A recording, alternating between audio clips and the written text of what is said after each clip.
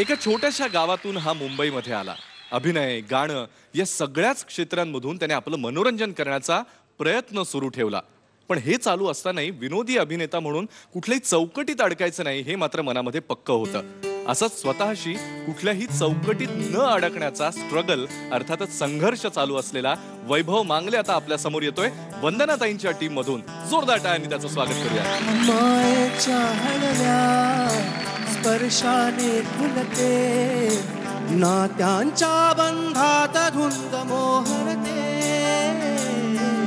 मायेच्या हळव्या स्पर्शाने फुलते, नात्यांच्या बंधात धुंद मोहरते. मन उधाण वाऱ्याचे, गुज पावसाचे, का होते बेभान कसे गैवरते. मन उधाण वाऱ्याचे, गुज पावसाचे, का होते बेभान कसे गैवरते. मन उधाण वाऱ्याचे.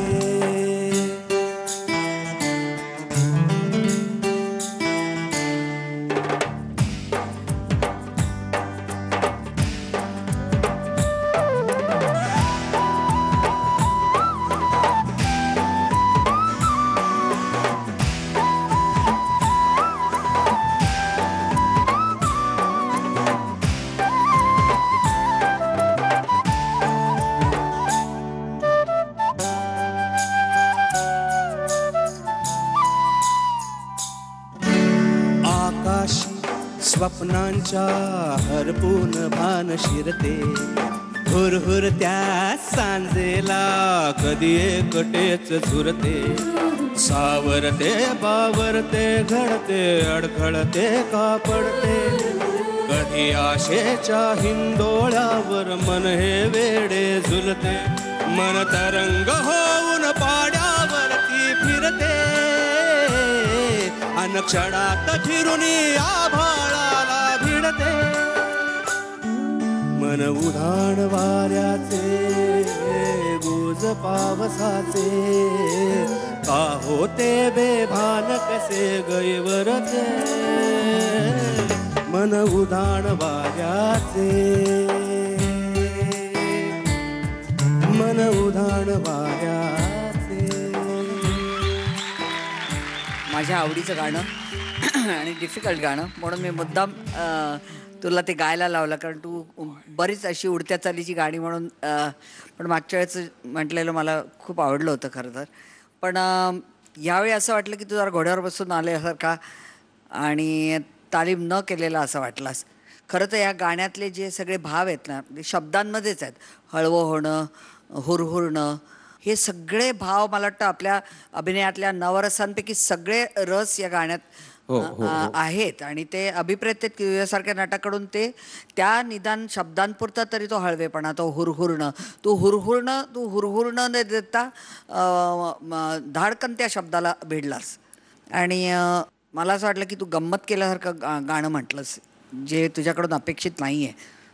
त्यामुळे मला खूप गाणं नाही आवडलं. मला खरं आवडीचं गाणं आहे माझं. पण वैभव, तू आज माझी थोडीशी निराशा केलीस. हो, सॉरी. मी ॲक्च्युली निवड केली होती तुझ्यासाठी, ते रामाव राव म्हणून एक लोकसंगीत आहे, तर ते मी निवडलं होतं. पण हे गाणं ज्या वेळेला सुरू झालं त्यावेळेला मला असं वाटलं की नाही, हे जास्त चांगलं गाणं मिळालं तुला. कारण मला आठवत होतं सावरियाचं ज्या गाणं तू गायलं तसं मला वेड लागलं होतं. आज ज्यावेळेला गाणं सुरू झालं त्यावेळेला मला पुन्हा एकदा वाटलं की आता परत एकदा वैभव मांगले चोपणार. पण खरोखरच त्या मनाने खूपच अपेक्षाभंग झाला ऐकताना गाणं.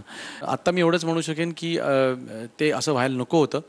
You are a very very good singer आणि एका दिवसाच्या एखाद्या परफॉर्मन्समुळे कुठे नुकसान होऊ शकतं, जे होता कामा नये. जे ह्या मंचाला आम्हाला जास्त वाटेल ते नुकसान तसं होता कामा नये, ह्याची काळजी घे. आणि मित्रा, I want to see you here for a long time. Yes sir, नक्की नक्की नक्की नक्की.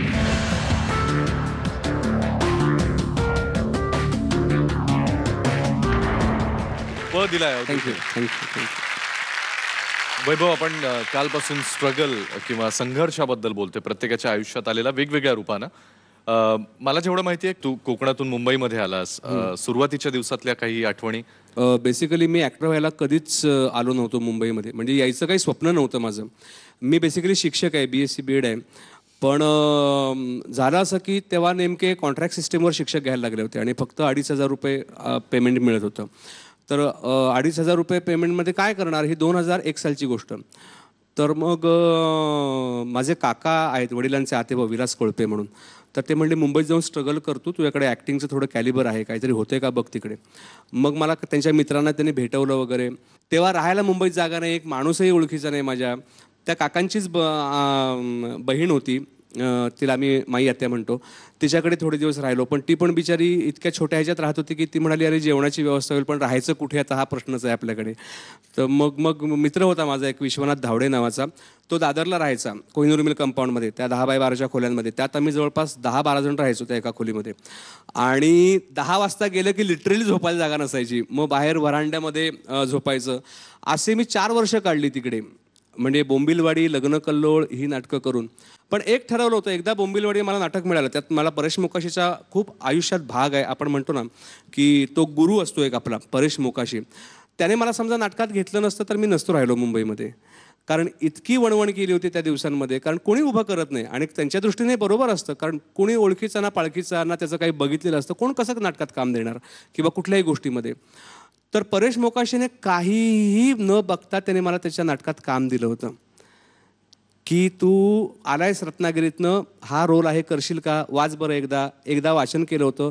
तर त्याने मला तो रोल दिला होता आणि त्याचे 550 प्रयोग झाले. आणि त्या 550 प्रयोगामुळे मी मुंबईमध्ये राहिलो, अन्यथा मी मुंबईत नसतो राहिलो, कारण फारच सगळं हे होतं. मी एक परेश मोकाशीच्या बाजूनी एक गोष्ट नक्की सांगेन की प्रत्येकजण, आता तू देखील नावारूपाला आलेला आहेस, तुला देखील अशा संधी मिळत असतील नवीन येणाऱ्या मुलांना सपोर्ट करण्यासाठी, आणि तू नक्कीच करत असशील, कारण तुझ्याबरोबर तुला एक परेश मोकाशी भेटला होता. त्यामुळे आपण दुसऱ्याचा परेश मोकाशी व्हायला पाहिजे हे एक मनावरती दडपण असतं किंवा एक ओझं असतं.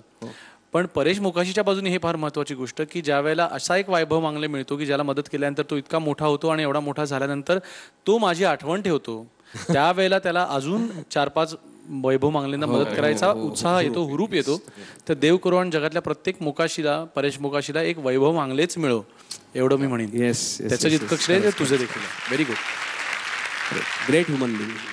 वैभव, आजचा परफॉर्मन्स जरा कदाचित तुझ्या मनासारखा नसेल झाला, पण पुढच्या सगळ्या परफॉर्मन्सेससाठी all the best. Yes, thank you. Thank you.